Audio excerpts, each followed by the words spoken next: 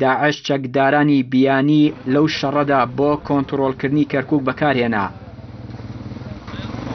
دیارە لە 2 ساڵ پێش ئێستا هێزێکی گەوری داعش کە پێکاتبوو بە ژمارە لە حدودی 1700 چەکداری داعش جگە لەو هەموو سیارە بۆم ڕێژکرا و پرتی ئێنتیە کە بەشێک لەوانە سیاری گەورە بوون کە هەم درع کرابوون هەم TNTێکی زۆریان تیابوو هەم هێزیشی تیا جێگیر کرابوو بە ئەنواع ئەسلحەوە پەلامارێندا لە میحوەری 5 و 4 لەو هجوومەیە تقریبا تەسەویرەکرا زیاتر لە 300 کەس کوژرا بێ لە داعش و لەو ناو کوژراوەکانە چەکداری بیانیان زۆر تیابوو. چەکداری بیانیان تیابوو، خەڵکی حەویژەشیان تیابوو و خەڵکی سنووری ڕاضی تیابوو. دووبرا سێبرا من زانیمە کە ئەو ڕۆژە لەو شەڕیا کوژراون خەڵکی سنووری حەویژە بوو. لە دەی حوزەیرانی ساڵی 2014 داعش بە پاڵپشتی ژمارەیەک لە دانیشتوانی سنوورەکە پانتایەکی زۆری لە سنووری حەویجە داگیر کردو.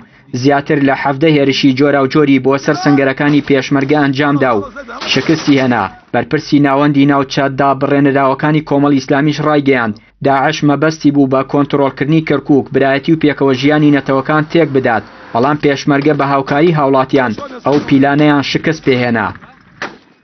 ئێمە دەبینین کە لەو هێرشە نزۆکەی کە کردیان بەڕاستی دەیانی زۆر شاری مووسڵ و شوێنەکانی تر دەست بە شاری کەرکووکدا بگرن تەماحی زۆریان بە شاری کەرکووک هەیە چونکە لە شاری کەرکووکدا برایەتی و پێکەوە ژیان هەیە ئەوان بێن پێم وایە ئەو برایەتی پێکەوە ژیانە نامێنێ بۆیە لە محاولەیەکی تردا کە لە 21 هەمان هەوڵیاندا کە شاری کەرکووک پشەوی و ئاژاوی تێبخەنەوانێ بەڵام هەم بە هێزی پێشمەرگە و هەم جەماوەر و خەڵکی شاری کەرکووک و دەستگا ئەمنیەکان سەرجەمیان ڕەدی ئەو هێرشیاندایەوە.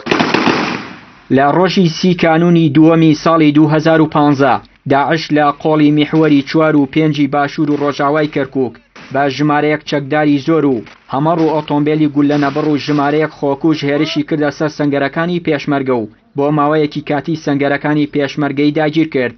سەرەڕای شەهید بوون و بەدیلگرتنی ژمارەیەک پێشمەرگە هەر لەو ڕۆژە توانرا ئەو ناوچانە کۆنتڕۆڵ بکرێنەوە و زیاتر لە 300 چەکداری داعش بکوژرێن. چیانووری کەناڵی ئاسمانی پەیام کەرکووک. ئەنجومەنی ڕێکخراوەکانی پارێزگای هەڵابجا وەکو تۆڕشی سربەخۆی خۆبەخش ژمارەیەکی زۆر لە ڕێکخراوەکانی کۆمەڵی مەدەنی لە خۆ دەگرێت و با دروشمی سەرەڕای قەیرانەکان بەردەوام دەبن لە خزمەتکردن پێنجەم کۆنفرانسی خۆی بەڕێوەبەر تیایدا سەرۆک و ستافی ئەنجومەنەکە گۆڕانکاریان تێداکرا.